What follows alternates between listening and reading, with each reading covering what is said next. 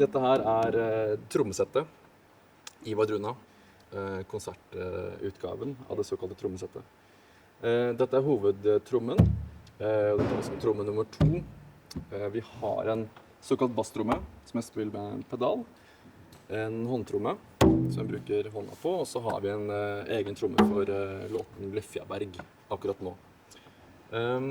Disse disse 3 laget av Ekkemann. Og før det så var det Einar som lagde trommene, så dette på en måte generasjon 2 eller 2,5 av trommesettet. De mye lettere å jobbe med. Mye fordi at vi kan stemme dem denne gangen på utsiden. Vi har prøvd før å ha innvendig stemmesystem, eller bare bruke vann eller varme. Så her på siden så har vi denne håndtrommen, som stemmes ved hjelp av den ovnen som under. Så hvis jeg skrur på ovnen, så stiger varmen opp, og så strammer den skillene, så det blir en høyere tone, og klinger litt bedre. Så på det gamle oppsettet så brukte vi ovner på egentlig det meste av trommene, som var veldig vanskelig, veldig styrete. Spesielt på utendørskonserter, for da synker trommene veldig fort, spesielt hvis det regner.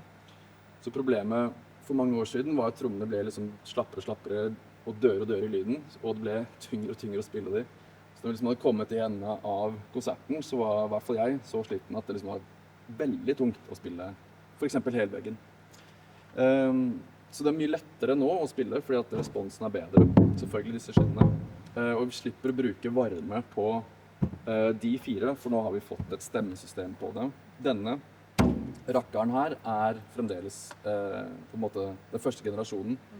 Og det fungerer helt fint å bruke varmeovn, faktisk. Men det tar litt tid da, å være tålmodig. Så den her er også fra Einar sin trommesamling fra gammelt av, og har vært med på litt innspillinger og masse konserter. Så de veldig gode trommer.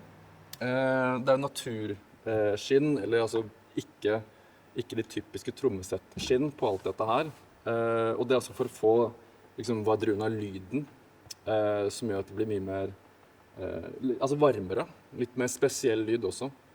Så det tar masse tid gjennom et år å få disse trommene til å ha riktig på en måte tonalitet, eller riktig skikte som de jobber best i. Og så har vi selvfølgelig nærmikking av alt, som gjør at vi kan sende lyden opp til PA, og så låter det magisk, vil jeg påstå, i PA. Så det jo den fine biten av det. Vi kan høre litt på de forskjellige, så begynner basstromma. Så låter ikke den så veldig mye akustisk, men igjen, hvis man kommer helt nære og setter en mikrofon, så får du ekstremt mye varme og mye bunn. Så det på en måte en slags tilleggstromme, altså fordi dette her hovedtrommen, som egentlig en basstromme, som jeg spiller med hendene. Og så setter jeg på en måte den tråkkede basstrommen for å doble og gjøre lyden enda større. Så de ganske like, disse her. Jeg kan ta dempingen litt. Så det liksom hovedtrommen, hovedlyden, og så denne. Som da en tromme 2. Så det låter jo veldig tøft. Så demper vi det bitte litt bare for at det skal være litt lettere for vår kjære lydavdeling å få litt kortere hale. Så det cirka sånn de låter akustisk. Og så det denne her som ganske fin, og denne ene som brukes til Lefjaberg, som sagt. Så kan du spille en rytme, så har dere litt og jo, skranglen, ikke minst. Veldig viktig. Denne her. Det diverse klover, dyreklover, litt bjeller, skjell, alt mulig rart, egentlig. En liten shaker. Låter veldig tøft. Selvfølgelig. Plukkes med foten. Og da kan jeg spille den rytmen her.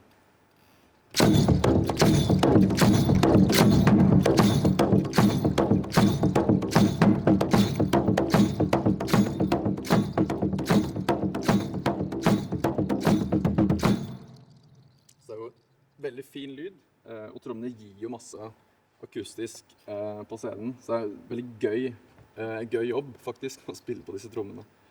En annen kjent rytme fra arsenalet er jo denne.